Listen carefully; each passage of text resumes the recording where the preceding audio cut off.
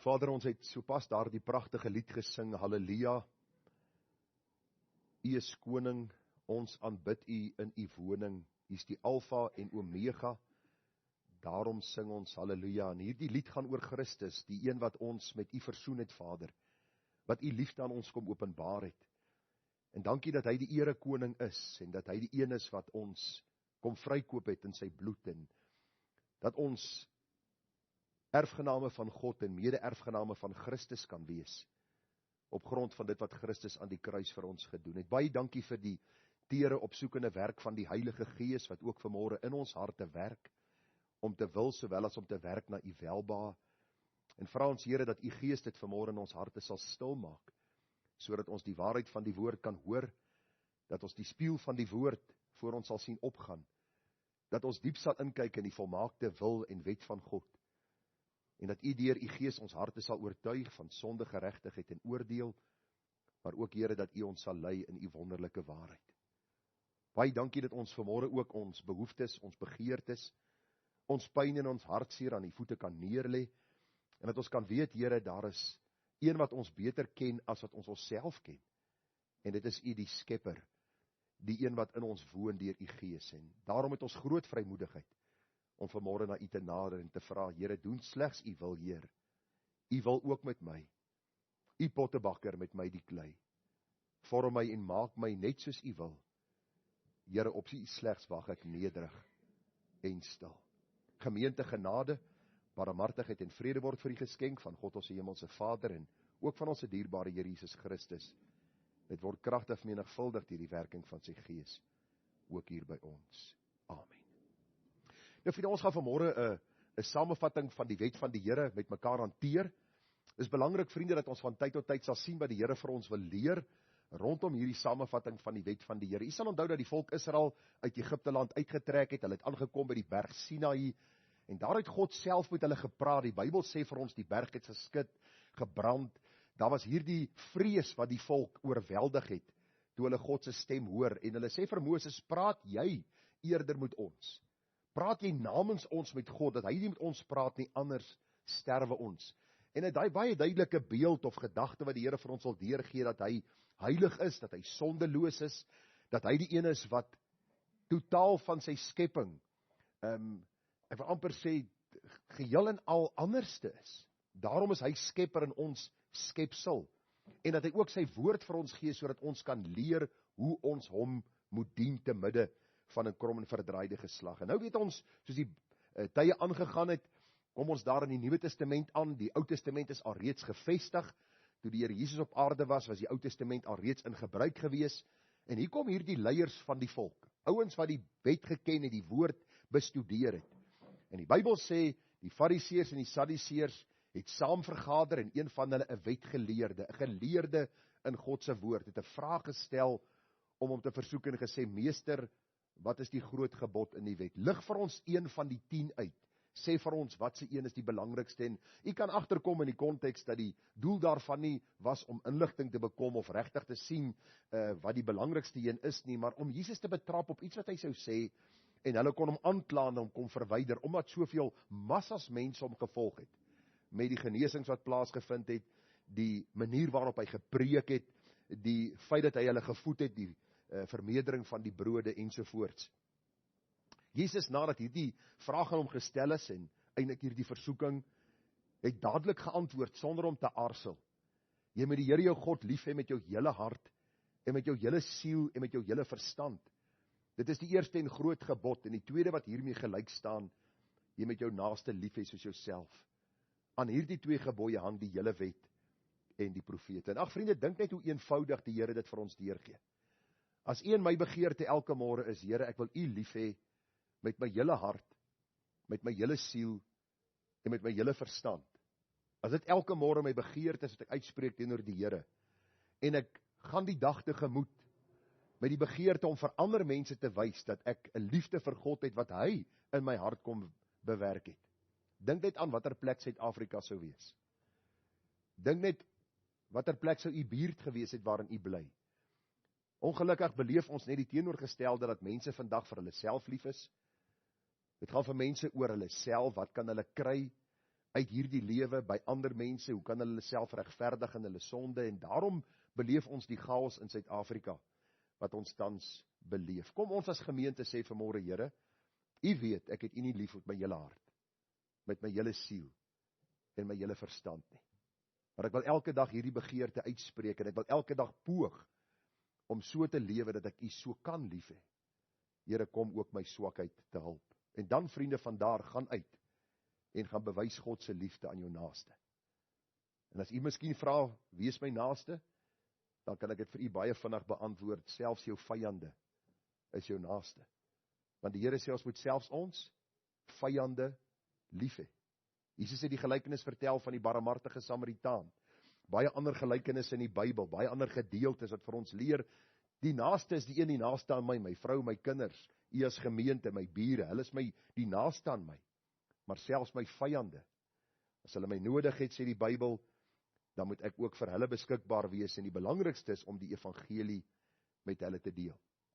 Nou die meeste van u weet dat ons nou onlangs vir ons eiendom gekoop het, en ons verhuis een van die dae na die plekkie toe, is 'n redelike kleiner plekkie by 'n ou oom en tannie gekoop, en ek sê vir Ethel, ons is besig om met hulle te evangeliseer. Hy's 84, en sy's amper 80, hulle ken die Here nie. Hy sê ek reguit vir jou, ek is nie ateïs nie, maar ek glo nie aan hierdie dinge nie. Watter wonderlike geleenthede, soveel so, dat hulle nou al vir ons aanmoedig om te bly. Moenie so haastig wees nie, bly bietjie langer.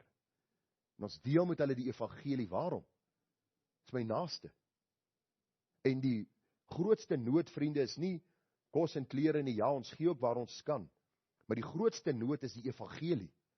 Ek sê vir Ethel, as daai oom sterwe sonder die Here, is hy vir ewig verlore. En as die Here ons vir hierdie rede oor hulle pad gestuur het, bid ons dat hulle by die kruis sal uitkom. Dis presies wat die Here vir ons wil leer. En nie een van ons is elke dag getrou daarin nie. Maar kom ons vra die Here, dat ons getrou sal wees om hierdie God van hemel en aarde te verkondig aan hulle wat sonder hom sterwe.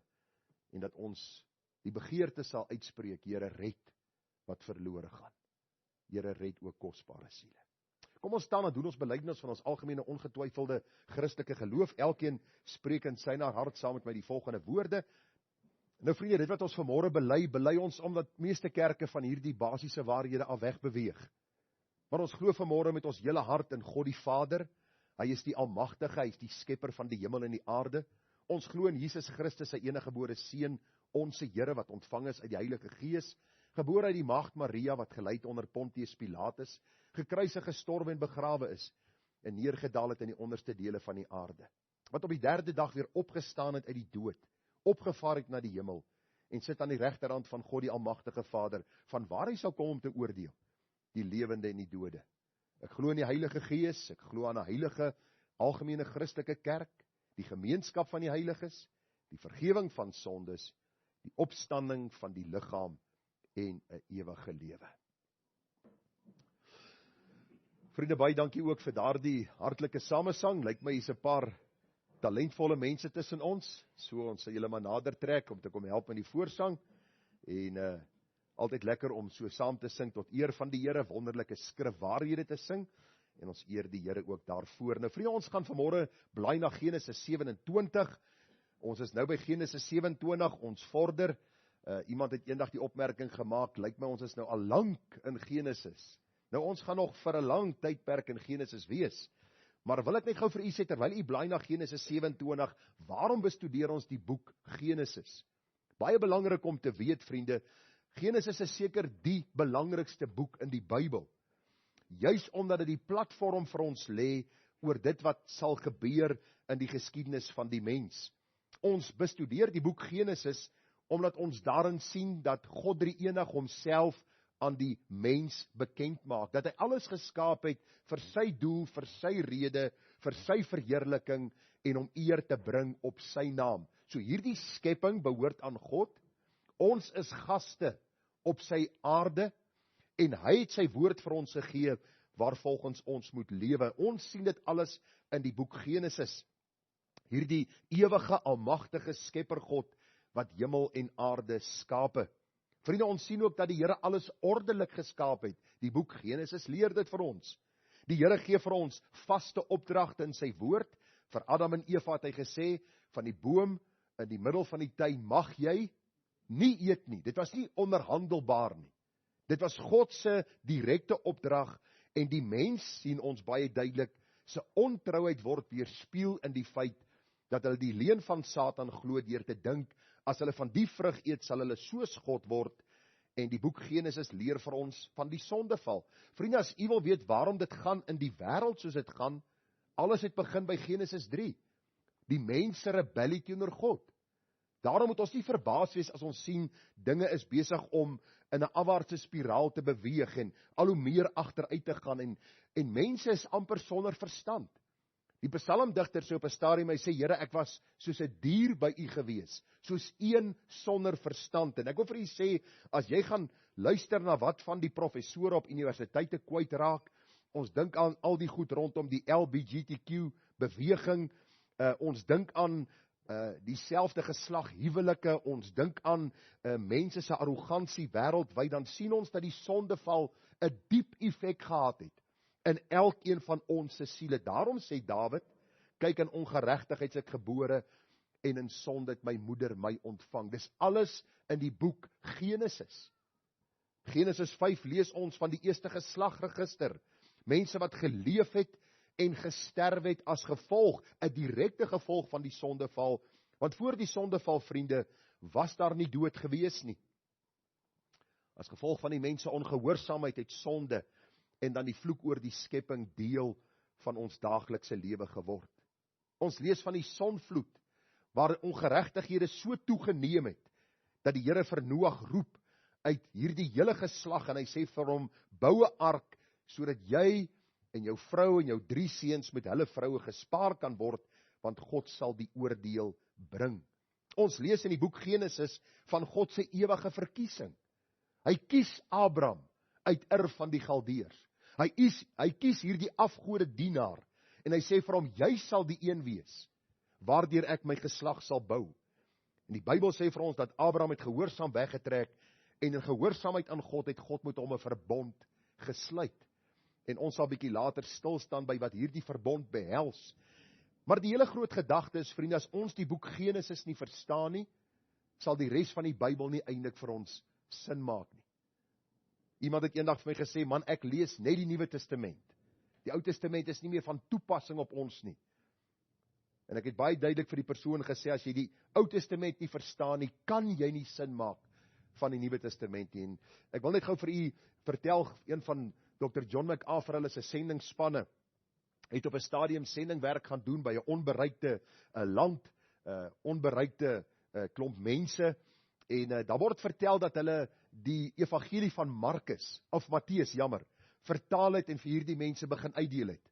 En so bietjie met hulle deur hierdie evangelie van Matteus gewerk het. En die mense was redelik opgewonde, en hulle het amper hierdie Jesus figuur gesien as 'n towenaar. Hy kon brode vermeerder het, hy kon siekes laat gesond word, blindes kon ewe skielik sien, hy dooies opgewek. Maar daar was eintlik nie veel wat gebeur het onder die mense nie. En hierdie sendelinge was heel verbaas gewees, en op 'n stadium het hulle raad gaan vra, maar wat doen ons verkeerd? En die raad het gekom, vertaal die boek Genesis, begin by die begin met hierdie mense, en dan sal Matteus vir hulle meer sin maak, want die skepper God is die een wat mens kon word het. Jesus was skepper gewees. Die Bybel sê vir ons baie duidelik, uit hom en deur hom en tot hom is alle dinge. En hulle het hierdie boek Genesis vertaal. En daar het massas mense by die Here uitgekom. Want hulle het besef dat die skepper het mens kom word. God het van die ewigheid af in tyd kom inkom, sodat hy sondaars kan red. Hy is God, het die Bybel vir ons sê, die gestalte van 'n diensknegt kom aanneem. Daarom wil ek jou vra, moenie Genesis gering ag nie. As jy nie Genesis kan glo, en die vertelling in Genesis dat God die skepper is, hy is die ewige een, hy is die een wat opdragte gee, en dat sonde 'n verwoestende effek op mense het nie, sal die res van die Bybel nie vir jou sin maak nie. Daarom beweeg ons stadig, maar seker, op 'n slakke pas deur Genesis, af en toe op 'n psalm, om net so 'n bietjie op te beer, want vanmôre praat ons oor 'n disfunksionele verbondsgesin. En ek sê vir Ethel op 'n stadium, is hierdie tema nie 'n mond vol nie. Sy het nie veel gesê nie. Nou as my vrou nie veel sê nie, dan weet ek sal moet goed verduidelik vanmôre dat u verstaan wat ek bedoel. Maar die hele gedagte, ons moet sien dat hierdie groep mense wat God gekies het, Abraham, Isak, Jakob, die 12 seuns van Jakob later, nie volmaakte mense was nie.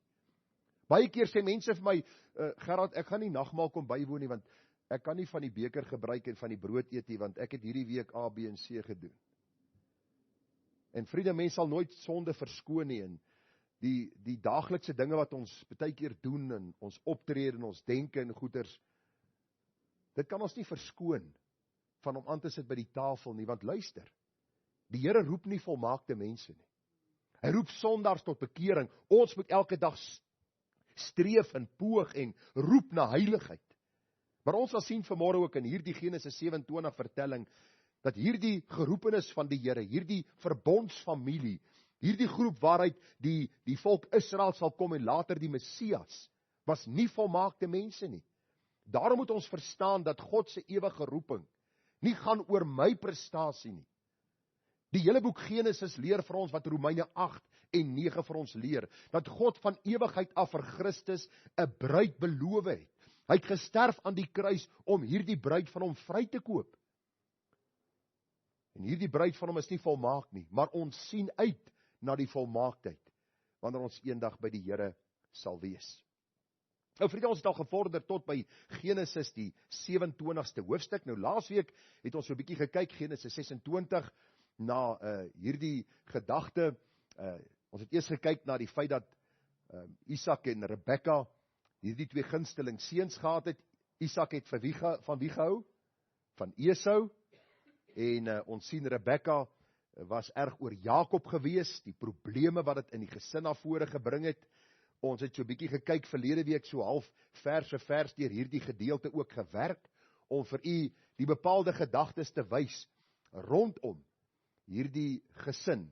En vanmôre gaan ons bietjie stil staan by Genesis 27 en met u een van die hartseerste hoofstukke in die Bybel hanteer, waar God se geroepenis, waar hierdie verbondsfamilie, waar hierdie mense met wie God 'n verbond gesluit het, as dysfunksionele gesin, elkeen in sy eie rigting getrek het, en gedink het, hulle kan God help in sy ewige plan, en eintlik verwydering tussen mekaar bewerk het. Vriende, as ons dink daaraan, as iets goed funksioneer, sê gou vir my, as 'n ding goed funksioneer, dan hardloop hy mooi. Ons dink aan 'n kar. Nou, meeste vrouens sal nou nie veel geïnteresseerd wees daarin nie, maar ons sal nou by 'n illustrasie kom wat vir julle ook sal help. Maar as jy 'n kar vat, hy het gewoonlik 4 vonkproppe. In Afrikaans of in Engels is dit plugs, 4 plugs. As jy een uithaal, hoe loop daai kar? Hy sal mis. Hy sal heeltyd so maak, né? Dan gaan jy dink by jouself, wat is fout met die kar? En as jy die vonkproppe vervang en al 4 is mooi ingestel, hardloop daai kar weer seepglad. As jy 'n resep vat en jy laat die eiers uit, gaan die koek plat val. Die hele gedagte is net, as jy wil hê iets moet regloop, is daar 'n sekere standaard en 'n sekere riglyn waarvolgens jy dit moet doen. Daar's sekere spesifikasies, daar's 'n resep, daar is sekere standaard dinge wat gedoen moet word. En die Here het alreeds vir Abraham sy woord gegee. Isak was goed vertroud met God se woord. Ons sien selfs in Isak se lewe 'n baie mooi geestelike groei.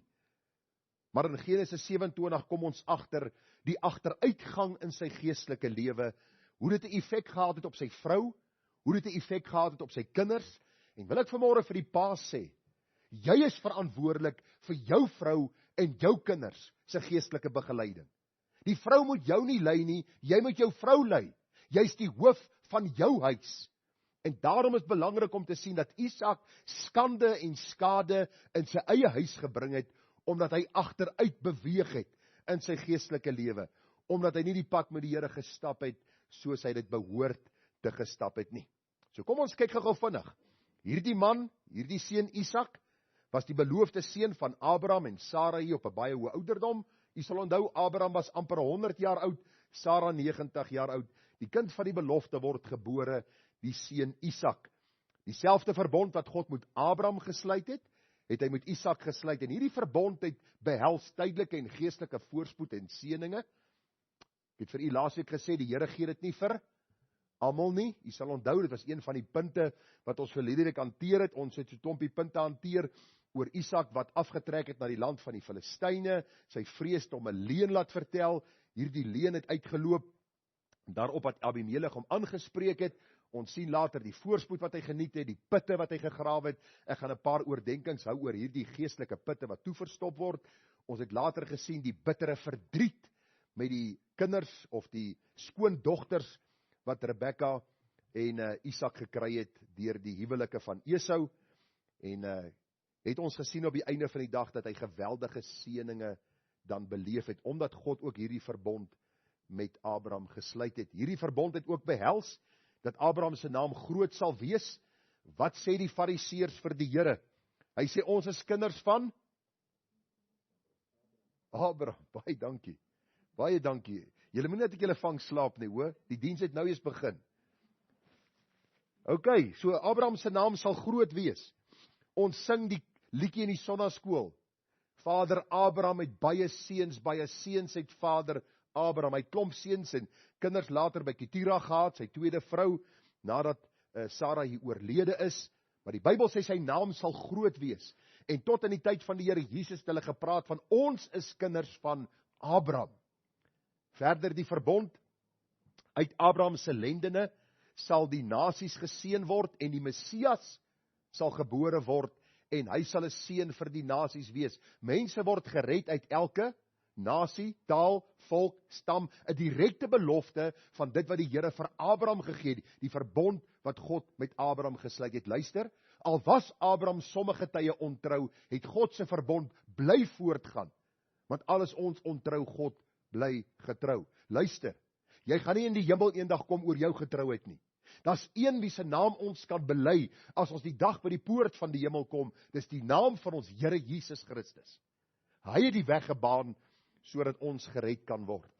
Verder was die besnydenis 'n teken gewees. En sien ons ook dat Abraham besny is op 'n hoë ouderdom en dan al sy kinders van 8 dae, sy seuns van 8 dae en ouer. Ons het gesien met hierdie kwessie van dat Abraham sy vrou Sarah kon nie swanger raak nie. Isak is gebore op 'n baie hoë ouderdom omdat God 'n belofte gemaak het. Nou sien ons by Isak se vrou dieselfde. Die Bybel sê en Isak was 40 jaar oud toe Rebekka, die dogter van Bethuel die Arameer uit Paddan Aram, die suster van Laban, vir hom as vrou geneem is. En Isak het die Here gesmeek met die oog daarop, want hierdie vrou was onvrugbaar. En die Here het hom verhoor, sy het swanger geword. Die Bybel sê daar was 2 kinders wat in haar gedruk het, 'n tweeling, nê? Ek sê vanmôre vir van die ouens wat saam met voorsang doen, praat ons oor wie was die kwaai ouer in die huis, en ek sê nee, my ma was die kwaai ene, en ek het agtergekom later, want sy het 6 kinders gehad. Hierdie 2 het hulle baie moeilikheid gegee. Nou moet jy weet, daar nog 4 bykom, 6. Maar die hele gedagte net is, hierdie 2 seuns het in mekaar gedruk, en die Bybel sê dat Rebekka sê, as dit so gaan, waarvoor leef ek dan nog? En sy gaan raadpleeg die Here. Jy moet nou onthou wat hier staan. Toe hierdie kinders in haar druk en die pyn vir haar groot raak, toe gaan wie raadpleeg sy? Die Here. En sy vra vir die Here, Here asseblief gee vir my antwoord, wat gaan aan? Die Here het haar geantwoord, 2 nasies is in jou skoot en 2 volke sal van mekaar gaan uit jou liggaam. Die een volk sal sterker as die ander volk wees en die oudste sal die jongste dien. Rebekka vra die vraag, die Here antwoord daar, sy weet presies waaroor dit gaan. Isak weet presies waaroor dit gaan. Die Bybel sê die dae vervul is, dat sy moes baar, wat haar 'n tweeling in die skoot. Die eerste een wat gebore is, was die een Esau gewees, verskoon. Die Bybel sê rooi, geheel en al soos 'n mantel van hare. Daarna sy broer gebore, hy het die hakskeen van Esau vasgehou, en sy naam was Jakob, en Isak was 60 jaar oud toe hulle gebore is. Die Bybel sê die seuns het opgegroei, Esau was 'n jagter, Jakob was 'n vredelievende man wat in die tente gewoon het, en dan die hartseer woorde, Isak het Esau lief gehad, want wildsvleis was na sy smaak, maar Rebekka het Jakob lief gehad. En dit bring ons nou by Genesis 27. Nou vriende, vanmôre se boodskap gaan so 'n bietjie in 'n ander rigting beweeg. Ek gaan vers vir vers deur hierdie Genesis 27 werk. So kom ons val weg, dis die agtergrond, waarom bestudeer ons Genesis? Waar kom die volk Israel vandaan? Die verbond wat God met Abraham gesluit het, wat oorgaan na die seun Isak toe, wat oorgaan na Jakob toe. Jakob wat later sy 12 seuns seën, en ons sien hoe die volk Israel dan reg oor die wêreld versprei is, as u die Ou Testament gaan lees, en ook die geskiedenis volg. Nou in Genesis 27 lees ons die volgende. Toe Isak oud geword het en sy oë swak was, sodat hy nie kon sien nie, het hy sy oudste seun Esau geroep en vir hom gesê, my seun. En hy het hom geantwoord, hier is ek. Toe sê hy, kyk tog, ek het oud geword, ek weet die dag van my dood nie. Neem dan nou tog jou wapens, jou pylkoker en jou boog en gaan uit in die veld en jag vir my 'n stuk wild. En maak vir my lekker ete klaar, soos ek het graag wil hê, en bring dit vir my om te eet, sodat my siel jou kan seën voordat ek sterwe. Nou vriende, as ons na hierdie eerste paar verse kyk in die boek Genesis, die 27ste hoofstuk, kom ons agter dat Isak geestelik agteruit begin gaan het.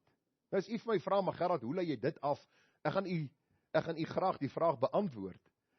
Terwyl u my nou gevra het, gaan ek dit graag vir u probeer beantwoord, want as 'n mens net so 'n bietjie kyk na Isak se lewe, sy vroeë lewe, sy wandel met die Here, sy toewyding, hoe hy die aande uitgegaan het om te pyns, om te bid, om tyd met God te spandeer, sien ons nou dat Isak 'n paar dinge in sy lewe te voorskyn bring wat ons bekommerd maak en waarop ons self moet let, dat ons nie geestelik goed begin en swak eindig nie.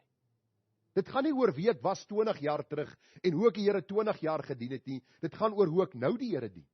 Ek onthou in een van my gemeentes, het ek huisbesoeke gaan doen, dan vertel die ooms my, Domie, 35 jaar terug, het ek dit en dit en dit vir die Here gedoen, en hulle noem vir my al hierdie goed op, en sê ek, oom, wat doen jy vandag vir die Here? Wat doen jy vandag vir hom? Jy sien, ouderdom is nie 'n verskoning vir agteruitgang in die geestelike lewe nie.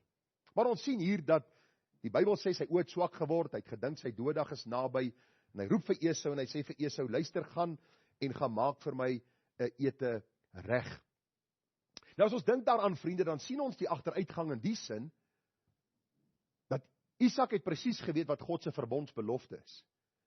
Die dag toe Esau en Isak gebore is, en Rebekka die Here raadpleeg, of verskoon, toe Jakob en Esau gebore is, en Rebekka die Here raadpleeg, toe sê die Here vir haar, die jongste sal die oudste sal die jongste dien.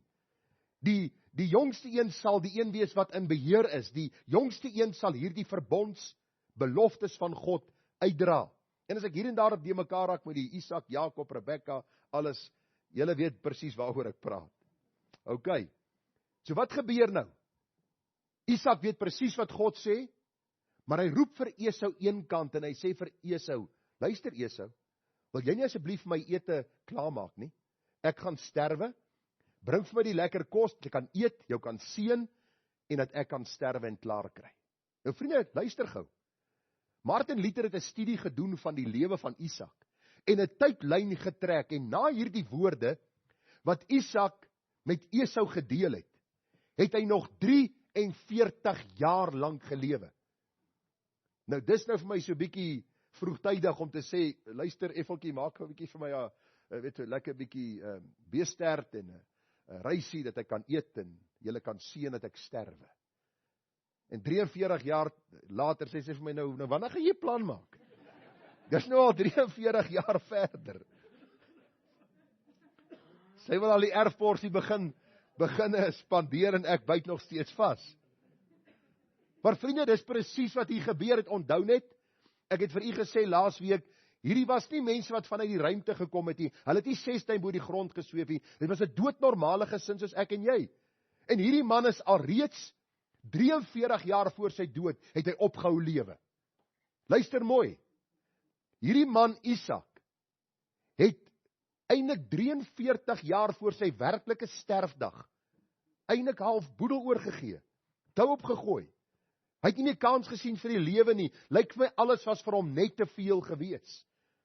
Hierdie man Isak, in plaas van om in hierdie moeilike tyd in sy lewe, waar sy oë begin swak word, die Bybel sê dit vir ons, sy gesin geestelik te begelei in verskillende vertroue op die Here en hoe om in moeilike omstandighede en situasies jou vertroue in die Here te stel, sien ons 'n mate van depressie, moedeloosheid, so half ongelukkigheid in sy lewe, en hy roep sy seun eenkant, Esau, terwyl hy weet dat die Here vir Jakob die belofte gegee het, dat hy dan ook die een sal wees wat die seën verder sou dra. Nou wil ek vanmôre vir jou vra, ek weet nie hoe oud is jy nie, ek weet nie wat in jou lewe aangaan nie, maar het jy al opgehou lewe? Is jy vanmôre net hier, bestaan jy net? Ek staan op, ek is depressief, ek is moedeloos, ek sien nie kans vir die lewe nie, ek is so half ongelukkig met die Here oor my omstandighede, dinge is net nie vir my lekker nie, en ek gaan so deur emosies elke dag, en ek hoop maar ek sterf so vinnig as moontlik, want die lewe is eintlik nie vir my die moeite werd nie. Dan wil ek vanmôre vir jou oproep om te sien uit die lewe van Isak, dat die Here vir my en vir jou elke dag as 'n geskenk gee. En ek vra vir jou vanmôre, sien dit as 'n geskenk, staan op en doen wat God van jou vra. Vriende, moenie dink dat elke dag is jou dooddag nie. Dit kan wees, ons weet nie, maar lewe voluit elke dag.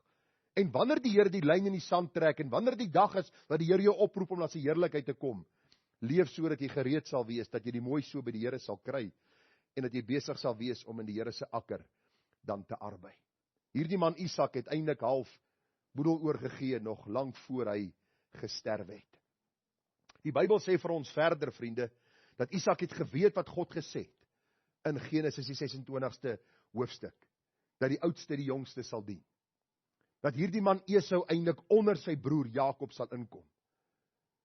Maar omdat Esau Isak se gunsteling was, onthou jy die boodskap wat ek daaroor gepraat het, moenie 'n gunsteling in jou huis kies nie, moenie een kind bo die ander kind stel nie, omdat Isak Esau liewer gehad het, luister, net vir een rede, Esau was die macho, sterk man, hy het met 'n pyl en boog rondgeloop, hy het diere gejag, en dat hy lekker potjiekos gemaak.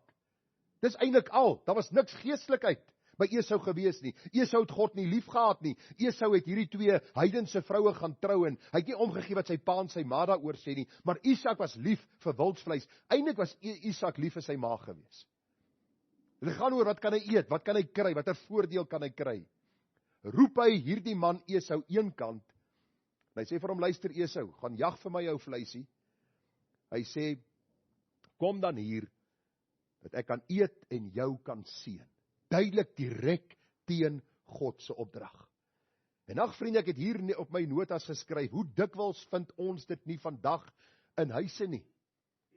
Ouers weet wat God se woord sê ten opsigte van sonde, kinderopvoeding, maar hulle maak aanpassings, soek verskonings, kom op vir hulle kinders se sondes, tot bittere verdriet vir almal. Luister, as die Here sekere opdragte gee, al het ek my kind hoe lief, dan gaan hy hoor wat sê die Here. Nie wat sê ek nie, nie wat my opinie is nie. Hierdie man Isak se agteruitgang is duidelik sigbaar. Kos is vir hom belangrik. God se woord is nie meer belangrik en God se duidelike opdrag wat hy gegee het in Genesis 26 dat die oudste die jongste sal dien nie. Vriende, omdat hy geweet het hierdie hele saak waarmee hy besig is lynreg teen die woord van die Here, roep hy nie sy gesin bymekaar nie. As jy 'n lewensbelangrike aankondiging wil maak, dan roep jy jou gesin bymekaar en jy sê vir hulle, luister, hierdie en hierdie ding is besig om te gebeur, dis die een wat ek gaan aanstel, dis die een aan wie ek my seën gaan gee. Hy doen dit nie. Dis alles 'n agteraf komplot. Maar Isak Esau eenkant roep, en hy sê vir hom, luister, jag vir my 'n stukkie wildsvleis, maak vir my ete gereed, sodat ek jou kan seën. Oneerlik, agteraf, en skelm in dit wat hy doen. Voedsel was vir hom belangriker as sy getuienis. Voedsel was vir hom belangriker gewees as gehoorsaamheid aan die Here. Vriende, Isak se lewe lewer die duidelike bewys van dit gaan nie oor hoe jy begin nie, maar oor hoe jy eindig. Nou lees ons verder. Onthou nou, dis die begin. Hierdie man Isak roep sy seun Esau gaan nou veld toe om nou vir hierdie diere te jag. En nou is daar 'n vroutjie wat inkom in hierdie verhaal.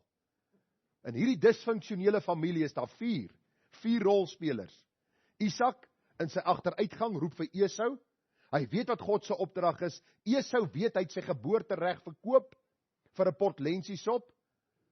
Hy dink by homself, maar ek gaan wegkom met hierdie ene, kom ek gaan jag, ek bring vir my pa kos, maar tannie Rebekka is daar. En sy luister, ons weet nou nie of sy afgeluister het, ons wil nou nie in die teks iets lees nie. Maar die Bybel sê, Rebekka het geluister terwyl Isak met sy seun Esau spreek. En Esau het in die veld gegaan om 'n stuk wild te jag en dit te bring. Toe het Rebekka met haar seun Jakob gespreek. Kyk, ek het jou vader met jou broer Esau hoor spreek en sê, bring vir my 'n stuk wild en maak vir my lekker ete, dat ek kan eet en jou kan seën voor die aangesig van die Here voor my dood. Ons gaan later 'n bietjie kyk na waarom hierdie seën so belangrik was. So hou net dit in die agterkop. Hierdie is 'n geweldige belangrike geleentheid wat sou plaasvind, waarvan Isak eintlik heeltemal stil bly, vir die res van sy gesin nie vertel nie. Dis net tussen hom en Esau, terwyl dit eintlik vir die hele gesin moes wees. Nou sê Rebekka vir Jakob, luister, my seun, na wat ek jou beveel. Loop nou na die kleinvee en gaan haal vir my daar 2 mooi bokkies. Dat ek vir jou vader daarvan 'n lekker ete kan maak, soos hy dit graag wil hê. Dan moet jy dit na hom toe bring, dat hy kan eet, sodat hy jou kan seën voor sy dood. Nou vriende, wat vir my hartseer is, onthou ons tema, die disfunksionele verbondsfamilie. U sal sien dat al 4 van hulle was eintlik besig om, kom ons gebruik die Engelse woord, te scheme. Elkeen het 'n gedagte gehad. Ken u schemers in u lewe? By jou werksplek, in jou familie, miskien selfs jou kinders, miskien is jy selfs een, wat altyd besig is om te scheme, om 'n ding toe te bewerk, dat ander mense op 'n manier oortuig word van iets. Nou sien ons dat Rebekka niks anderste as Jakob, as Isak en as Esau is nie. Die Bybel sê vir ons, sy het iets vermoed en heel moontlik afgeluister wat die twee gepraat het, en die Bybel sê dit nie vir ons eksplisiet en duidelik nie, maar al wat ons weet, dat hierdie vrou net so goed soos Isak weet, wat die Here gesê het oor die belofte. Die Bybel het gesê, die oudste sal die jongste dien, en in plaas van om na Isak te gaan en te sê, my man, luister, kom ons hou 'n huisvergadering, jy weet wat het die Here gesê, jy weet, die Here het gesê, die oudste sal die jongste dien, jy het geweet dat die Here gesê, dat Jakob hierdie verbond sal voordra. Nee, die Bybel sê vir ons, sy neem nie haar toevlug na die Here, soos toe sy swanger was nie, maar sy beraam haar eie plan, en sy trek haar seun in hierdie plan in, en die Bybel sê vir ons, sy praat nie met Isak nie, sy herinner hom nie aan God se beloftes nie, sy sleep haar seun Jakob in, wat maar al te gretig deel aan hierdie komplot. Wat beteken Jakob? Onderkruiper, bedrieër, 'n man wat sy naam gestand sal doen. Vriende, in plaas van hierdie saak en gebed aan die Here op te dra, is hierdie gesin elkeen besig om vir homself te beklei. En die ouers se gunstelinge word eintlik voorgetrek, en die God wat met hulle verbond gemaak het, word heeltemal buitekant die raamwerk geplaas. Nou leer die Bybel vir ons, toe sê Jakob vir sy moeder Rebekka, kyk, my broer Esau is 'n harige man, en ek is 'n gladde man, miskien sal my vader my betas, en ek sal in sy oë wees soos 'n spotter, en sou ek dan 'n vloek oor my bring, en nie 'n seën nie. Maar sy moeder antwoord hom, laat jou vloek op my wees, my seun. Wat 'n ma, hè? As jy ontevrede is met jou ma, kyk bietjie na Auntie Rebekka. Sy sleep haar kind in hierdie gruwelike sonde, en sy sê, luister, as jou pa jou vervloek, ek sal die vloek dra, no problem. Maar ons gaan vir hierdie Isak, wat nie lekker kan sien nie, ons gaan hom 'n rad voor die oë draai. Luister net na my en gaan haal hierdie 2 bokkies vir my. Toe het hy dit gaan haal, en dan sy moeder gebring, en sy moeder het daarvan 'n lekker ete gemaak, soos die vader het graag wil hê. Ook neem Rebekka die beste klere van Esau, haar oudste seun, wat by haar in die huis was, en sy trek dit vir Jakob aan, haar jongste seun, en die velle van die bokkies trek sy oor sy hande, en oor die gladdigheid van sy nek, en sy gee die lekker ete, en die brood wat sy gemaak het, in die hand van Jakob, haar seun. Nou vriende, wat is baie belangrik in hierdie gedeelte? Wat het u opgelet in hierdie gedeelte? Dat aanvanklik lyk dit of Jakob besorg is oor hierdie oneerlikheid van sy ma. Het jy dit gesien? Maar as ons mooi kyk na die teks, is hy nie eintlik besorgd oor die feit dat hulle verkeerd doen nie, Maar dit gaan oor, sê nou ek word uitgevang. Eintlik gaan dit vir hom spesifiek oor homself. Sê nou ek word uitgevang, wat gaan gebeur? En ek het so daaraan gedink, dis tipies van kinders van die Here wat met sonde besig raak. Jou kop werk oortyd nie in die toepassing van God se woord nie, maar in die selfregverdiging. Hoe kan ek myself verskoon as ek uitgevang word oor my sonde? Hoe kan ek my sonde kamoufleer, dat dit nie lyk so sonde? Hoe kan ek myself in my kop regverdig en oortuig? Dit wat ek nou doen, is die regte ding om te doen.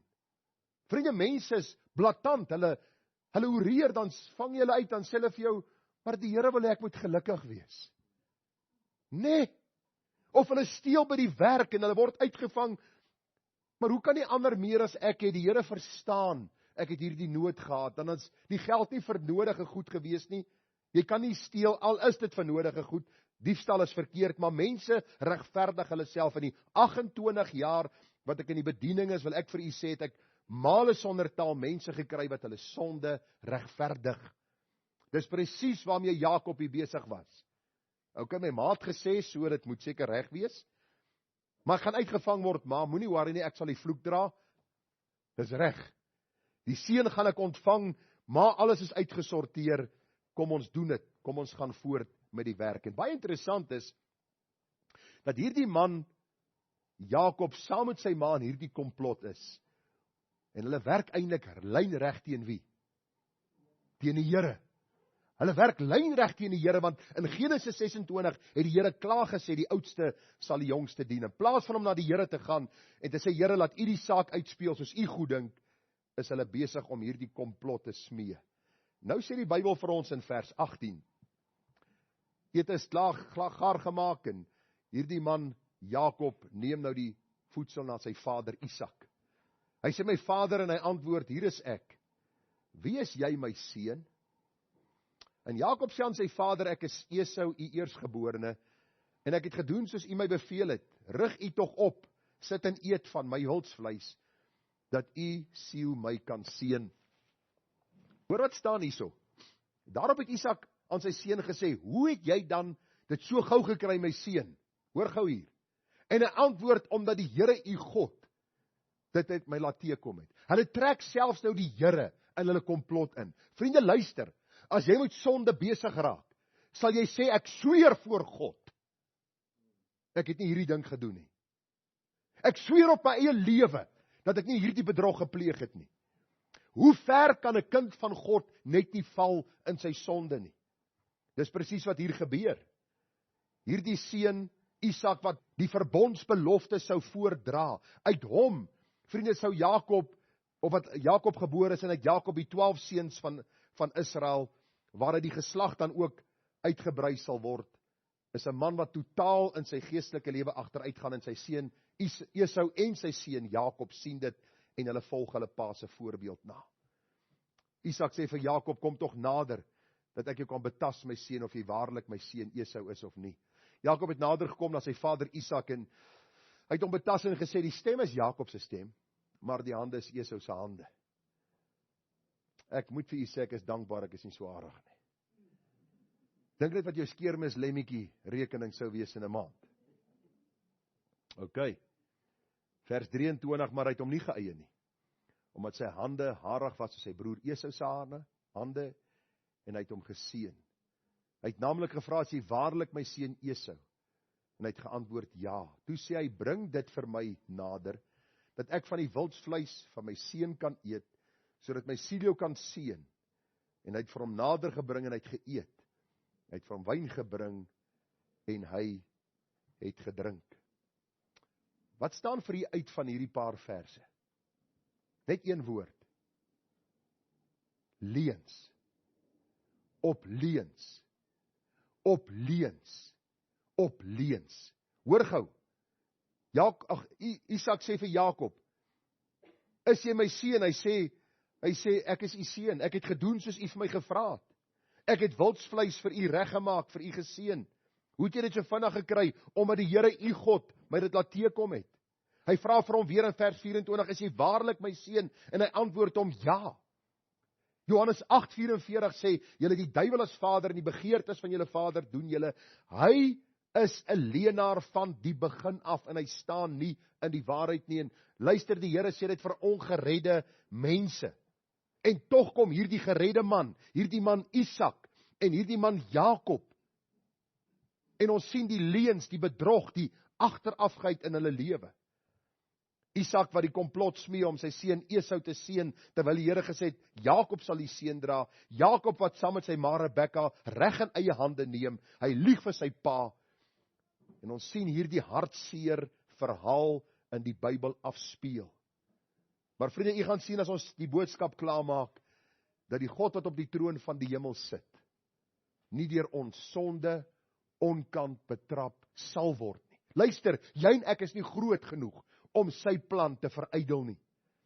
Alhoewel ons baie hartseer gevolge beleef as gevolg van ons sonde, sien ons dat God se volmaakte plan en wil sal geskied. Sê gou vir my, dink u die Here was onkant betrap toe Adam en Eva in die tuin gesondig het? Nee. Hoe het hulle gesondig? Met 'n leuen van wie? Van die duiwel. Die duiwel sê vir Adam en Eva, julle sal soos God wees. Hulle het nie soos God geword nie. Wat sê die Here op 'n stadium vir Petrus in die Nuwe Testament? Wyk agter my, Satan. Luister vanmôre, kind van die Here, u wat vanmôre weergebore is, luister na die Here. Jy wat meen dat jy staan, pas op dat jy nie val nie. Moenie met sonde begin heel nie, want hy trek vir jou stadig, maar seker in. Ek sê vir mense, die duiwel is 'n meesterhengelaar. Hy gooi sy visstok met sy aas aan, gooi hy in die water en hy wag vir jou, geduldig, tot hy begin proe en later hierdie aas gryp en die hoek jou vang, en jy begin met leuns en bedrog en agteraf dinge wat jy doen, en jou lewe sink weg, sodat jy later met hartseer en droefheid gevul is. Ek gaan verder aan vers 26. Daarop sê sy vader Isak vir hom, kom tog nader en soen my seun. Hierdie man, Jakob, kom nou na Isak, en hy soen sy vader, en sy vader ruik die geur van sy klere. Waarom? Hy het eers sy klere aangehaat. En hy seën hom, en hy sê, kyk, die geur van my seun is die geur van die veld, wat die Here geseën het. En mag God jou gee van die dou van die hemel, en van die vet grond van die aarde, en die oorvloed van koring en mos. Sê gou vir my, kom ons stop net gou oomblik, dat die ouens wat sy koppies nou knik, net weer kan bywees. Isak dink hy seën nou vir wie? Vir Esau. Maar hy seën eintlik vir Jakob. Hy weet van niks wat aangaan nie. Hy dink hy's besig om met Esau te praat. Lynreg teen God se woord. Seën hy hierdie seun Esau in aanhalingstekens, terwyl dit eintlik Jakob was, en hy sê vir hom, mag God jou gee van die dou van die hemel en van die vet grond van die aarde en die oorvloed van koring en mos. Volke sal jou dien en nasies voor jou neerbuig. Wees 'n heerser oor jou broers en die seuns van jou moeder moet hulle voor jou neerbuig. Vervloek is hulle wat jou vloek en geseënd is hulle wat jou seën. Vriende, wat hierdie seën so belangrik en bindend maak is eenvoudig. In die tyd van Abraham, Isak en Jakob was daar nog nie iets soos 'n amptelike testament wat geskryf was en Gerard kry dit en Calvin kry dit en Regard kry dit en al die goedjies nie. Daar was nie so testament gewees nie, maar wat gebeur het is dat die sterwende pa die familie bymekaar roep en dan sou hy woorde aan hulle kommunikeer wat bindend was vir daardie familie, amper 'n last will and testament. Hy sal vir hulle hierdie waarheid deurgegee het. Gewoonlik by so 'n oordra van hierdie seën wat hy gegee het, sou die oudste 2 maal soveel geërf het as die res van die kinders. Hy sou tydelik 'n ryk man gewees het met dit wat hy geërf het by sy pa. Hy sou baie aansien geniet het. Hy sou as hoof van die familie aangestel word en eintlik in die plek van die pa funksioneer het. En dan baie belangrik, God se volk het ook hierdie woorde van die patriarg of die pa dan beskou as profetiese woorde wat van God afkom. God praat nou deur my pa tot sy gesin. U kan dit later vergelyk daar in Genesis, hier by 49:50, toe Jakob sy 12 seuns geseën het. Hoe van hierdie dinge in vervulling gegaan het in die geslagte wat gekom het. Isak beloof aan in aanhalingstekens Esau, wat eintlik maar Jakob was, vrugbaarheid en rykdom, heerskappy. En die Bybel sê vir ons, hierdie seën is oorgedra na Esau volgens Isak, wat eintlik toe na Jakob toe oorgedra is. En nou kan ons sê, so far, so good. Maar daar's nog 'n seun in die veld, wat nou moet terugkom huis toe. En nou vat ek jy gou na die seun in die veld toe. Maar toe Isak Jakob klaar geseën het, en Jakob nog skaars van sy vader af weggegaan het, kom sy broer Esau van die jag af, en hy maak ook 'n lekker ete, en bring dit na sy vader, en sê aan sy vader, laat my vader hom oprig, en eet van die wildsvleis van sy seun, sodat u siel my kan seën. Esau kom nou met hierdie lekker ete aan, en sy vader Isak vra hom, wie is jy? Wie is jy? En hy antwoord, ek is Esau, u eersgeborene. Die woorde, toe skrik Isak geweldig. Hierdie woorde in die oorspronklike taal beteken het, hy het letterlik aan die bewe gegaan. Die skok het hom so oorweldig, want hy het besef, dat God bring hom nou in die gerig. Isak het geweet, wie die een is wat die belofte moet ontvang, wie die een is wat die seën moet ontvang. Alhoewel hulle deur hulle sonde en deur bedrog hierdie seën gekry het, bring die Here ook vir Isak tot verantwoording, om vir hom te sê, jy sal nie my planne dwarsboom nie. Ek is God en buiten my is daar geen ander God nie. Isak sê, wie is dan die wat wild gejag en vir my gebring het?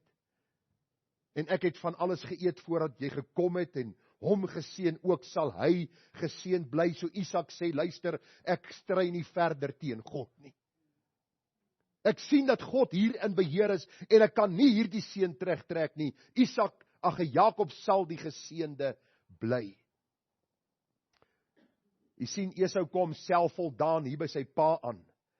Hy het gerieflikheidshalwe vergeet van die eersgeboorte reg, wat hy verkoop het vir 'n pot lensiesop, en Esau het God buite rekening gelaat, soos Isak God buite rekening gelaat het, soos Rebekka God buite rekening gelaat het, en soos Jakob God buite rekening gelaat het. Daarom het ek vir u gesê, dis 'n disfunksionele verbondsfamilie.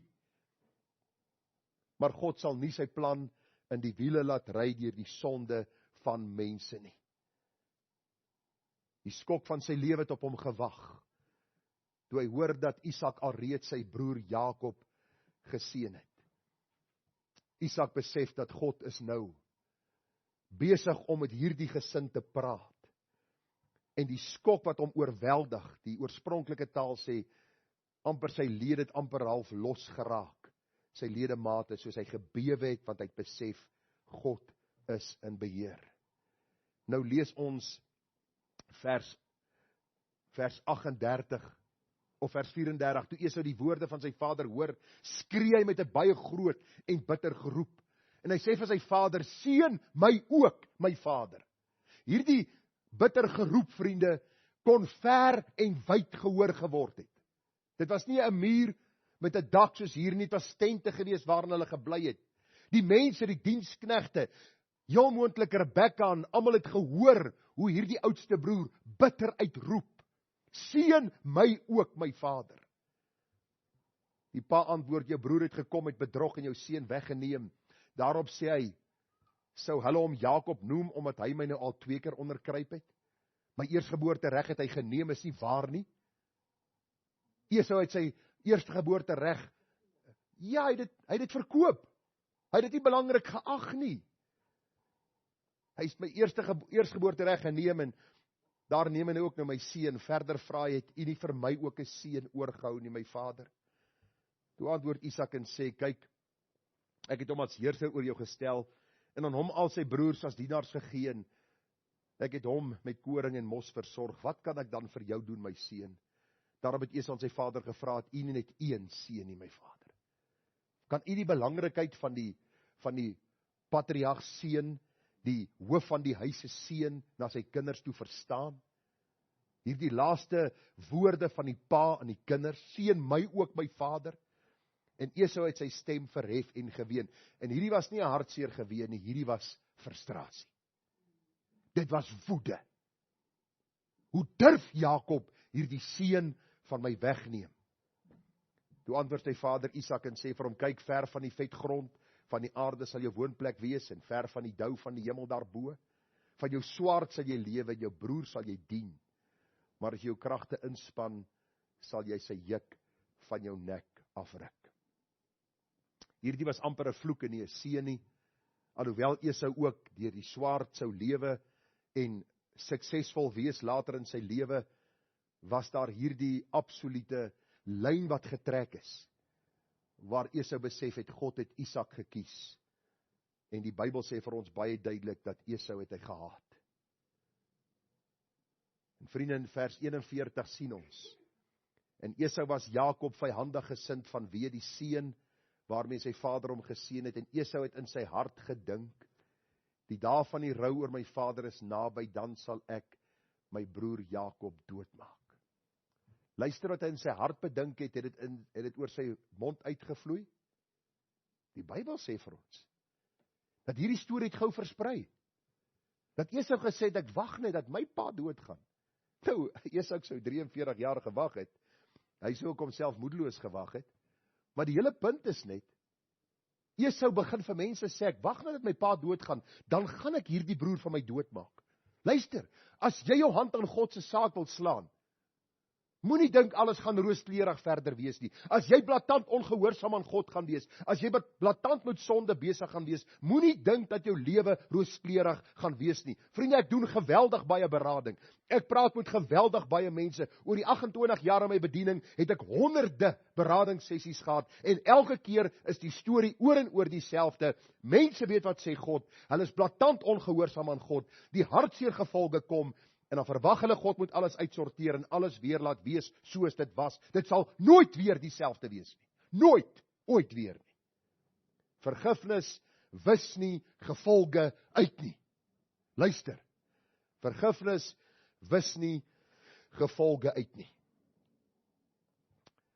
Die Bybel sê vir ons, in plaas van dat hulle, they live happily ever after, net die teenoorgestelde beleef het.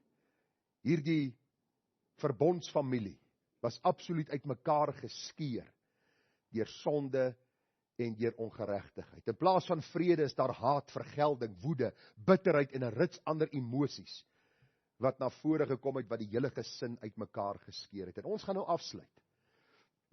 Die Bybel sê, maar toe hulle aan Rebekka die woorde van Esau, haar oudste seun, vertel, hy het in sy hart bedink, soos ons in ons harte, so doen ons.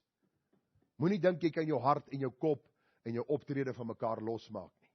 Die twee werk saam, hulle is gesinkroniseer. Maar toe hulle aan Rebekka die woorde van Esau, haar oudste seun, vertel, stuur sy en laat Jakob, haar oudste seun, roep en sê vir hom, kyk, jou broer Esau sal hom op jou wreek, deur jou dood te maak. My seun, luister dan na my, maak jou klaar, vlug tog na Haran, na my broer Laban, en bly 'n rukkie by hom, tot die woede van jou broer bedaar, en die toorn van jou broer teen jou bedaar, en hy vergeet het, wat jy hom aangedoen het. Wat jy hom aangedoen het. Tannie Rebekka, wie se voorstel was hierdie gewees? Sy verontskuldig haarself nou. Ek is sies vir jou, Jakob. Jy gaan nou die straf kry, jy gaan nou na Laban toe. Dit was my hele storie, maar kom ons vergeet daarvan. Luister gou, hierdie kort tydjie, hoor dit staan daar, bly 'n rukkie, 'n kort tydjie, by Laban, het verander na 21 jaar. In die tussentyd sou Rebekka doodgaan, Jakob sou nooit weer sy ma lewendig gesien het nie. Die Bybel sê vir ons, in plaas van dat hierdie storie goed uitgewerk het, en alles 'n gelukkige einde gehad het, skeer hierdie familie uitmekaar. Isak is nog steeds in sy tent, Esau is boos vir sy broer vlug na Laban, Rebekka is daar, en sy sal nooit weer hierdie geliefde seun van haar sien nie. Die Bybel sê vir ons, dan sal ek stuur en jou laat haal, waarom moet ek julle albei op een dag verloor? Verder sê Rebekka vir Isak, ek is moeg vir my lewe vanweë die dogters van Het. As Jakob 'n vrou neem uit die dogters van Het, soos hulle is, uit die dogters van die land, waarvoor lewe ek dan? Baie interessant is dat Rebekka dikwels die slagoffermentaliteit het. Arme ekke. Sies tog. Ek wil jou vra in jou huis, Het jy die slagoffermentaliteit? Dink jy alles wat gebeur word teen jou gedoen? Dat alles wat in jou huis gebeur is om jou lewe vir jou moeilik te maak. Luister, jy is daar om 'n seën vir ander te wees. Vervul die rol en taak wat die Here jou gegee het. As moeder in die huis, moes sy die een gewees het wat haar man geëer het en haar kinders geleer het om God te eer, deur respek te hê vir hulle vader. En hierdie moeilike saak op 'n Bybelse manier uit te sorteer het. En nou kom ons by die einde, vriende. Net 2 slotgedagtes.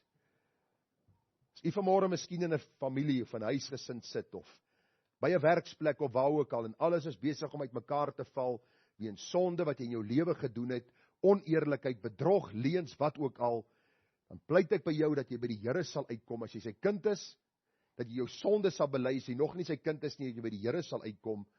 En dan die woorde van Spreuke 3 vers 5 tot 8 ter harte sal neem. Vertrou op die Here met jou hele hart en steun nie op jou eie insig nie. Jou planne is nie beter as God se planne nie. God se woord is die standaard. Moenie dink jy kan dit rasionaliseer of sonder rasionaliseer en die woord gebruik om jou te probeer verdedig in jou sonde nie. Moenie daar die fout begaan nie. Hy sê, ken hom in al jou weë, dan sal hy jou paaie gelyk maak. Wees nie wys in jou eie oë nie. Vrees die Here en wyk af van die kwaad. Dit sal genesing wees vir jou liggaam en verkoking vir jou gebeente. Die spreekwoord sê, voorsorg is beter as nasorg. Los die sonde, voor die sonde jou vat en jou insluk. Ek en my seun het onlangs 'n gesprek gehad, mekaar in die oë gekyk, en sê ek vir hom, seun, luister, as jy A, B, C, D doen, tot die dooddag, tot jou dooddag, sal daar gevolge in jou lewe wees. Die Here gee vergifnis, maar die gevolge sal bly voortlewe. Daarom, wees nie wys in jou eie oë nie. God se woord is vir jou gegee, bly by sy woord. Dit sal genesing wees vir jou liggaam. En dan die laaste gedagte wat ek vir u moet sê. En u moet vanmôre dit net ter harte neem. Selfs ons sonde kan nie God se volmaakte plan ontspoor of in die wiele ry nie. Ons sal skade ly, skande beleef, pyn en hartseer as gevolg van ons sonde, maar God se wil sal geskied, soos in die hemel, so ook op die aarde. Selfs dit wat op die wêreldfront gebeur, gebruik God alles om sy volmaakte plan te laat geskied. Luister wat sê die Bybel, Psalm 135 vers 6, alles wat die Here behaag, doen hy in die hemel en op aarde, in die see en al die dieptes. Luister, jy en ek is nie op die troon nie. God is. As ons met sonde besig raak, sal ons die skade en die skande daarvan beleef, maar God se volmaakte plan sal geskied. Onthou u vir Dawid? Onthou u vir tannie Batseba? Onthou u die kind wat gebore is, wat gesterf het? Maar sê gou vir my, wie was die tweede kind wat hulle saam gehad het? Salomo.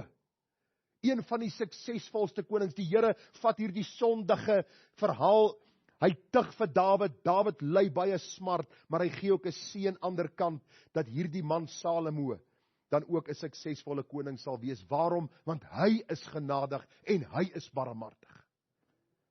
Die volgende ene, Jesaja 43:13, ook van vandag af is dit ek, en niemand red uit my hand nie. Ek werk en wie kan dit keer?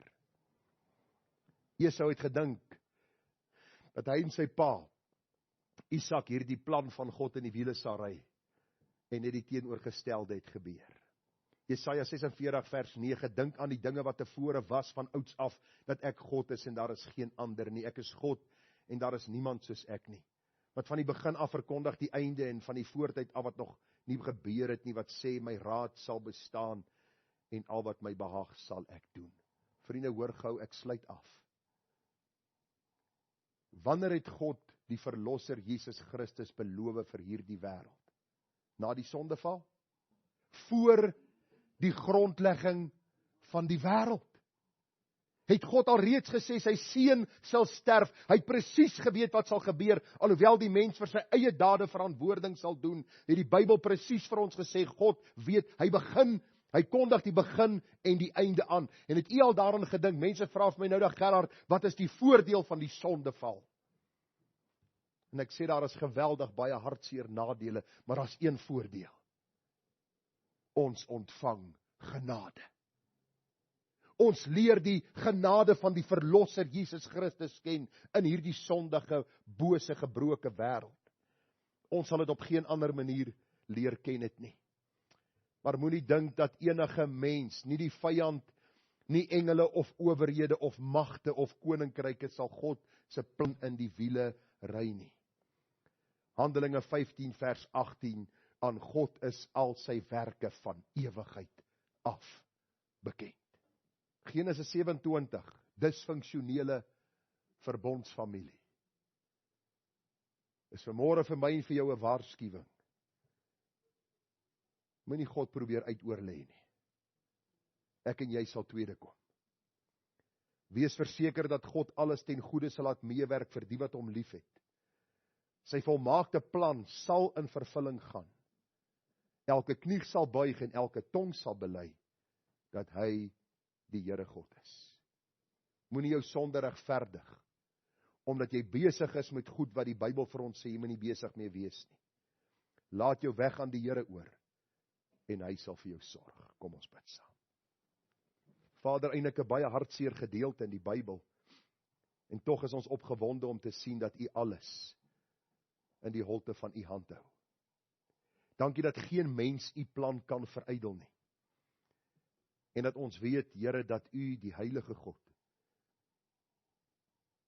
hierdie wonderlike verbondsbelofte vervul het in hierdie man Jakob, die 12 stamme van Israel. En die Bybel sê vir ons, in die nuwe Jerusalem sal die fondamente van die stad, die 12 name van die stamme van Israel dra. Here, dankie dat U die getroue God is, al is ons ontrou. Ons sal nie eendag in die hemel met te veel mense praat en vir Petrus vra, hoe was sy tyd op aarde, en vir Paulus vra, hoe was jou sendingreise, en al die klomp gebabbel wat mense mee besig is nie. In die ewigheid gaan ons tyd hê vir net een ding. Net vir een saak, net vir een persoon. Dit is die Here Jesus Christus, die getroue wat vir ons die weg gebaan het, vir ons die hemelpoort oopgesluit het, en vir ons ingenooi het in sy koninkryk, vir ons betaal het vir ons sonde en ons verseël het met sy gees. Help vir ons, Here, om dit nooit uit die oog te verloor nie. Help vir ons om getrou aan U te bly. Help vir ons om nie ons sonde te regverdig met allerhande slim redenasies nie, maar leer ons om heilig te lewe te midde van 'n krom en verdraaide geslag. Here, bewaar ons as gesinne dat ons nie 'n disfunksionele gesin sal wees nie. Dat pa nie teen ma sal werk en ma teen pa, en die kinders teen die ouers en die ouers teenoor die kinders, en daar gunstelinge in die huise sal wees en ons soveel verdriet op onsself laai nie. Leer ons God se orde. Is God Christus, die man, die vrou, die kinders. Mag ons floreer onder hierdie wonderlike genade van U, en mag ons 'n gesin wees, families wees, wat U in alles behaag.